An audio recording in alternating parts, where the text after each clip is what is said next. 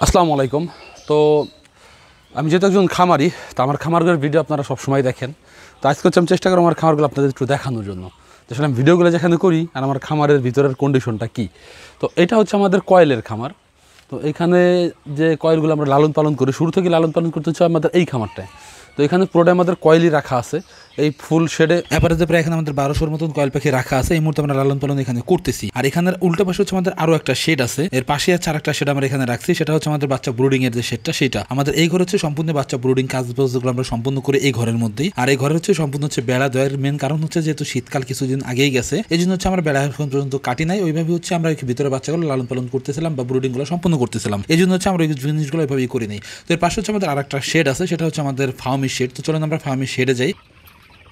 তো আমাদের প্রতিদিন হচ্ছে এই ঘরগুলোতে আমাদের কাজবাজগুলো করা লাগে। তো এখানে হচ্ছে আমাদের ফার্মি মুরগিগুলো যে এখানে রাখা আছে, তো এখানে বেশ কিছুদিন যাবত হচ্ছে লালন পালন আমরা করতেছিলাম। তো আসার আগে হচ্ছে আমি ফার্স্টে চেষ্টা করেছি মুরগিগুলোকে একটু ভিতরে দিয়ে দেওয়ার জন্য, কারণ মুরগিগুলো সবসময় হচ্ছে দরজার সামনে এসে বসে থাকে, অনেকটাই প্রবলেম হয়। দরজা খুললে ম্যাক্সিমাম টাইম হচ্ছে এখান থেকে বেরিয়ে যাওয়ার চেষ্টা করে। তো আমাদের এটাগুলো হচ্ছে ফার্মি মুরগি।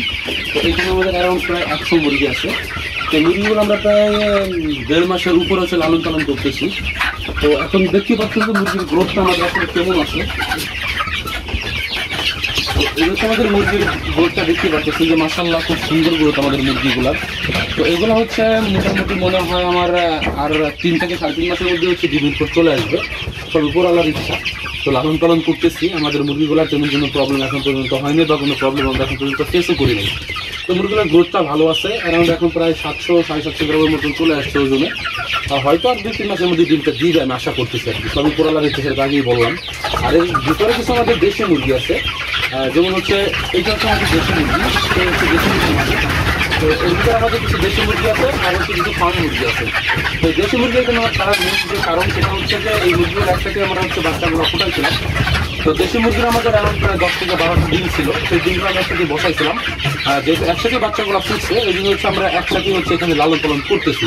তো দেশি মুরগিগুলোর গ্রোথটা খুবই ভালো আছে এখানে, আর প্রায় ফার্ম মুরগির মধ্যে গ্রোথটা আছে। তো এর মধ্যে হচ্ছে আমাদের একটা মুরগি আছে যেটা হচ্ছে একদমই বাড়ে নাই, যেটুকু ছিল ওটুকুই আছে।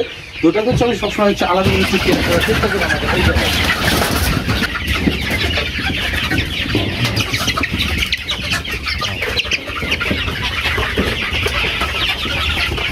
আমাদের এই একটা মুরগি আছে, তো এটা হচ্ছে একসাথে আমাদের বাচ্চা ওঠানো, এটা একটু বাড়ে নাই। তো এর মেন কারণ হচ্ছে বাচ্চাটা অসুস্থ, এর পাটা হচ্ছে এই যে বাঁকা। তো জন্মের পর থেকে হচ্ছে পাটা হচ্ছে এভাবে বাঁকা ছিল, তো পাটা আজ পর্যন্ত সোজা হয় নাই।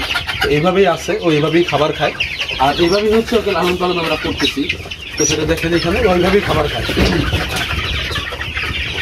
আর আমি সবসময় খামারে যখন আসি, আসার পরে হচ্ছে এইভাবে আমি খাবারটা খাওয়াই, সবসময় ধরে ধরেই খাওয়াই। মোটামুটি যতটুকু বড় হয়েছে এইভাবে লালন পালন করার জন্য একটু বড় হয়েছে। আমি ম্যাক্সিমাম টাইম হচ্ছে আলাদাভাবে কেয়ার করার চেষ্টা করি খামারের মধ্যে আসার পরে। তো সবসময় খাবারটা ঠিকঠাক মতোই খাই, এছাড়াও সেখানে কোনো প্রবলেম নাই, কিন্তু গ্রোথটা অনেকটাই কম।